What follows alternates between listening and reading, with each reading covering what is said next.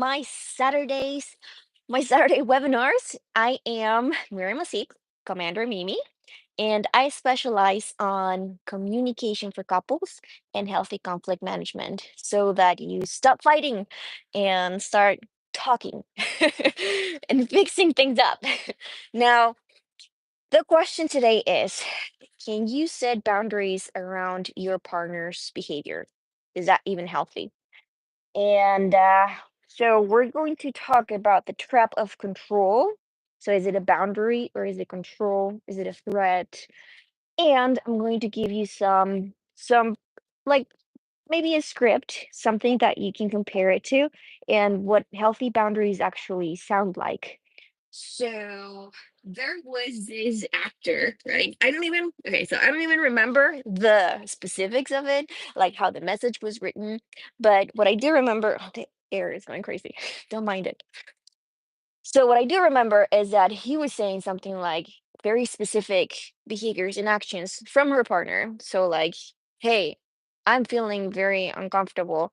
I cannot have a partner that goes surfing with men. And if that's who you want to be, go at it. I can't have a partner that does that. So they were kind of saying something like, well, that's controlling and those are not boundaries. He doesn't have clear what boundaries are. They're not about the other person, they're about yourself, which is true. But now, they're really like boundaries. Boundaries are, we call it observing our limits. They're personal limits. That's what they're boundaries, right? So when we approach a situation, sometimes we don't even know our boundaries, and when we're in a situation or someone does something that we're interconnected, does something that affects us, then we realize like, oh shit, that's a boundary, and I didn't know it was there. Like I feel uncomfortable with that. So we're observing our limits, and that means that we have to communicate that limit with to the other person, and we also have to know how we're going to enforce that limit. So boundaries are something that we start building so that we get to experience a life that is more fulfilling for us. So that we're not running over things again and again and experiencing the same negative feelings. So that's how we start building our set of, okay, if that's uncomfortable, then I'm going to do this, and we make those choices. So it's the way that I perceive it or I think about it. It's like my home, and this is my castle, and yes, I'm going to maybe put these walls to protect me, and I'm going to build some bridges, and I'm going to let people know how they can approach me or how we can go about, so that you're not just surrounded by stiff walls and end up feeling trapped in there. And that's the whole point of it. We build boundaries so that we can feel more free to enjoy our life. Let's say I live here, I'm actually surrounded by fences, so I feel a lot more free to let my kids be free in here. If I didn't have fences, maybe I would feel a little bit more uncomfortable and I would be like on top of them. So it's something like that, boundaries. So going back to behaviors. So if, let's say, I realize that I do feel a little bit insecure or unsafe if my partner is a police officer or a firefighter, and that I'm so sorry. I just cannot have a partner that has that job because I feel very worried every day and I don't want to feel that way. So you can love a person, but you can tell them that them having that behavior or that even that job, something so specific as a job, you just cannot handle it. And if they are happy doing that, you want them to be happy, and if that's what they want to do, you just cannot be a part of it. So it is what you are available for and how you can thrive in your relationships. So they are not rules for other people.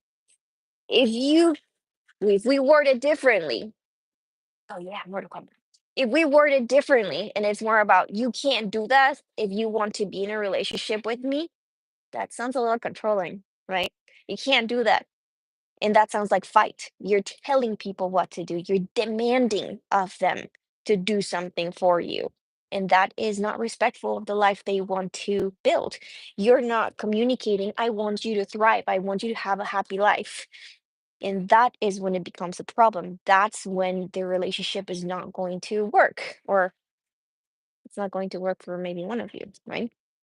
Now, saying you can't do that, it's a demand, it's an imposition. That's when boundaries are not healthy.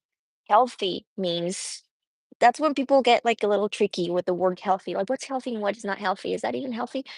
Healthy is when you feel like full of life. You're thriving. This is how I feel good.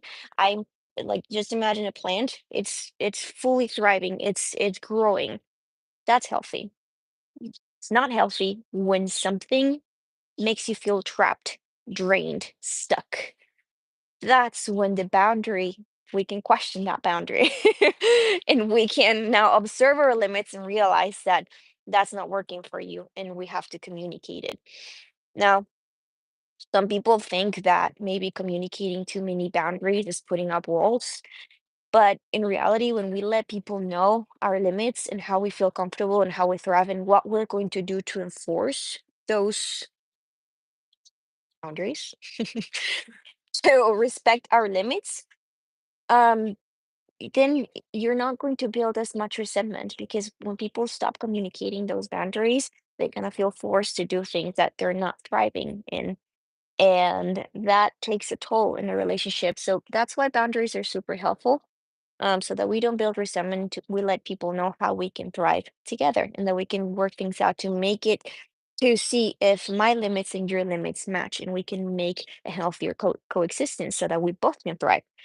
Now, how do we word boundaries so that we can make it more of a collaboration and we can feel more invited? Because I've heard a lot of people communicating their boundaries aggressively. And then, yes, it's your limit. Yes, it's your boundary, but you're communicating it aggressively. Like, if you do this, I'll do that. Yet you're communicating how you're going to enforce your boundary, but that's hell of aggressive. And that sounds like a threat. Uh, or it's not a request, it's a boundary. And that's still not inviting. And that's still not encouraging and respectful of whatever the other person wants to do or how they thrive. So, a boundary, it's very important that we see it as, this is my personal limit. It's all about our feelings, our needs to thrive, and what we value, and what we're going to do to honor the life that we want to live.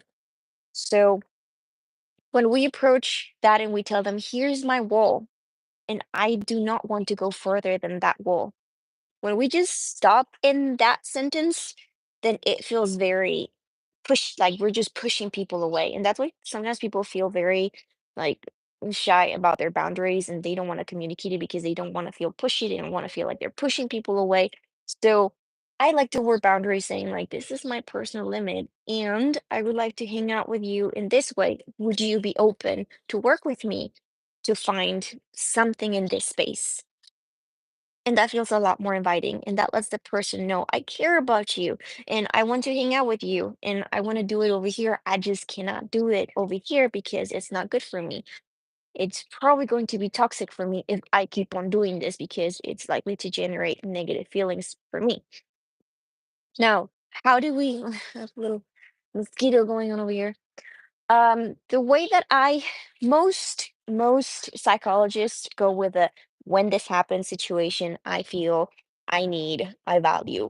I like to start things with validation. I think it's a lot more helpful when we can when we're able to see the other person's perspective first and we let them know, I see you. I know, like, it could be anything. Like, I see you. I know you don't have bad intentions, or I want you to be happy with that job, or whatever it is, that behavior that they're doing that's bothering you. I can see why, that would make sense. And and then we follow up with our personal limits. And when this happens, when that situation happens, I feel, and I usually like we can there's another video that I have about like feeling words, because whenever we use feelings such as I feel judged, I feel attacked, it's already implying that they're attacking you. So it's like already an accusation. That's like fight language. That's saying you're doing something wrong. And I like to point it at myself, my feelings, how I feel. I feel uneasy, I feel hurt, I feel afraid, I feel scared, I feel sad. That doesn't talk about them at all. So it's better when you use those type of feeling words. So situation, validation, situation when I feel because I need, I'm needing, and needs are, this is another video too, another topic, but just to make it fast, when we talk about human needs, a lot of people are like, you don't need that, you'll be fine. You don't need play. But that is a human need because what do you need? What do you need to survive? Yeah, you just need water, food, and shelter, and that's it. But that's not what we're talking about. We're talking about how we thrive in a relationship. So in order to thrive in a relationship, you need a lot more things. You need play, you need communication, you need a lot of other things. And those needs are going to have preferences, right? Like maybe play, some people will achieve it playing cards. I achieve my need for play going and fighting every day. So, see, one thing is a need, the other thing is a preference, but still it's a need to thrive. So, because I need this, or I value honesty, I value integrity, I value what we value. My reason, like we just tie the feeling and the need together. Now, I know this is getting a little bit too long into how am I going to remember this? It's not that hard, but right now I'm explaining it. I'll close it up later. So, mm, after expressing our feelings, our needs, and our personal limits, then we go on with, well, feelings and needs, then we go on with the boundaries, our personal limits. So, I I'm going to do this when this happens. That's how we are going to enforce our boundaries because a boundary is not really a boundary if you're not going to respect it yourself, if you're not going to do something about it. A boundary would be just if you're just communicating your limit, but you're not going to do anything about it, then it's really not a limit. You're just stating a threat, maybe, right? So I will step away, um, or this is how I'm going to take care of myself. Basically, you're communicating how you're going to take care of your well-being. I'm going to walk away. Next time there's yelling, I'm going to there's so many different situations. So I like to follow it up after stating the limit and how you're going to enforce it. I like to follow it up with, but I would love to do this with you. So there's the bridge, right? But I would love to do this with you. So, but I would love to hang out together. Would you like to? And then following up with a question for cooperation. So, would you be open to doing this with me? There's a mosquito on my face. So that is so much better than just setting up a wall. That leaves the door open for cooperation. That tells the other person, I care about you. I want to work with you. Please work with me. So that is a more of a healthy boundary because we're letting the other person, I want you to thrive as well. This is how I'll thrive. This is how I will do it. Would you please work with me? Now, here I wrote a little script, an example that you can use. So again, validation could be, I know you don't have bad intentions. I know you didn't mean to. And when I hear I hear raised voices during a conflict, I feel hurt and scared and tense because I need emotional safety. So I may need to walk away next time I hear, or just next time that happens. Next time I hear our voices start raising, or next time that happens. Uh, would you be willing to take a pause with me and come back when we're both feeling calm? You're asking for cooperation from the other person. You're asking exactly what you need, and that doesn't feel like a wall, does it? So, and you're letting the other person, they don't have bad intentions. It's just something that you need to feel okay.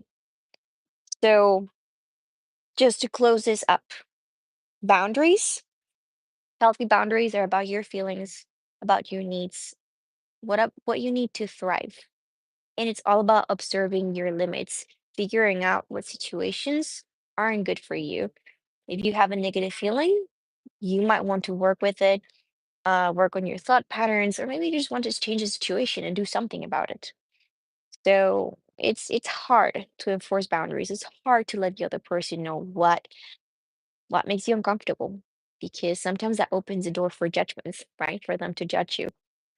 But being genuine, being open, being truthful about your feelings and what you need will give you a more fulfilling life. I promise you that. Even though it might seem like a little ridiculous sometimes that, "Oh, did I really feel awkward about that? Did I really feel bad about that?